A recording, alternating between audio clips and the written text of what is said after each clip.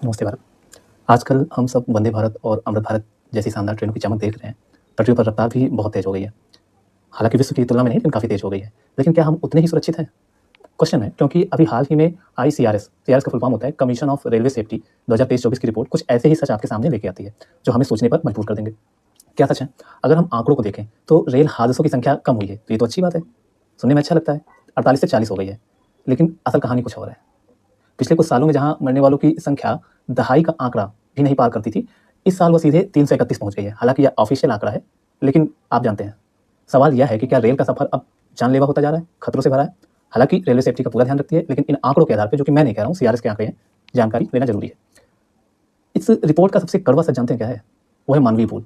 Record बताते हैं कि 67.5 हादसे के लिए सीधे तौर पर रेलवे स्टाफ की जिम्मेवारी बनती है। अगर कुछ बाहरी व्यक्तियों के इंटरफेयर को भी मिला लें, तो लगभग 75% हादसे जो है इंसान की गलती से ही होते हैं। अगर हम इन गलतियों को कम कर लें, इन पे सुधार कर लें, तो शायद इन हादसों से हम निजात पा सकते हैं।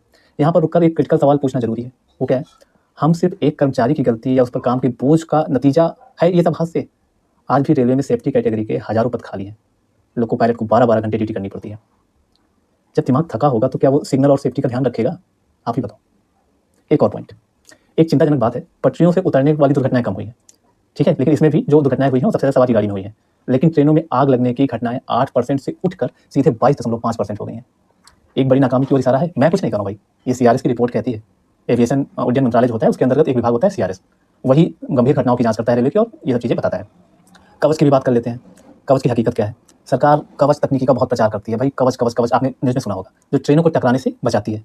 लेकिन हकीकत यह है कि भारत दुनिया का चौथे नंबर का सबसे बड़ा विशाल रेलवे नेटवर्क है, जिसकी लंबाई जो है 68,000 किलोमीटर है। लेकिन अब तक इन 68,000 किलोमीटर में 2% से भी कम हिस्से में कवच सिस्टम अपनाया गया है, लगाया गया है। 2% केवल। 2023-24 में रेलवे को हुई हानि की भी बात कर लेते हैं। पहले थी 22-23 में 55 करोड़ रुपए, जो बढ़ के हो गई है 224 करोड़ रुपए रेलवे की हानि। बहानागा बाजार जैसे बड़े हादसों ने साबित कर दिया है कि हमारे सिग्नलिंग और इंटरलॉकिंग सिस्टम में आज की गंभीर कमियां हैं। क्या हम केवल नई नई ट्रेनों को चमकाते रहेंगे, लाते रहेंगे? अपनी जो अंदरूनी आधारभूत ढांचा है, उस कमजोर पड़ चुका है, उसको हम कब डेवलप करने की कोशिश करेंगे? ये तो बहुत इंपॉर्टेंट है ना। आप वंदे भारत लाओ, बुलेट ट्रेन लाओ, बहुत अच्छी बात है। लेकिन कम से कम आधारभूत ढांचा तो मेंटेन करो, उसको सेफ्टी प्रोटोकॉल जो होते हैं, उनको पूरी एकदम सख्ती से लागू करो। भाई अंत में यही समझ में आता है कि भारतीय रेलवे को केवल नई ट्रेनों की तो जरूरत ही है, बल्कि सेफ्टी फर्स्ट कल्चर की जरूरत ज्यादा है। हमें खाली पदों को भरने पे ध्यान देना चाहिए, कवच को युद्ध स्तर पे लागू करने के लिए युद्ध स्तर पर कार्य करना चाहिए, और बुनियादी ढांचा जो बेसिक स्ट्रक्चर है रेलवे को, उसको और मजबूत करने की जरूरत है। जब तक सुरक्षा हमारी प्राथमिकता नहीं बनेगी, क्योंकि हालांकि वो रेलवे की है, तब तक हर रेल यात्रा एक जोखिम भरी उम्मीद बनी रहेगी।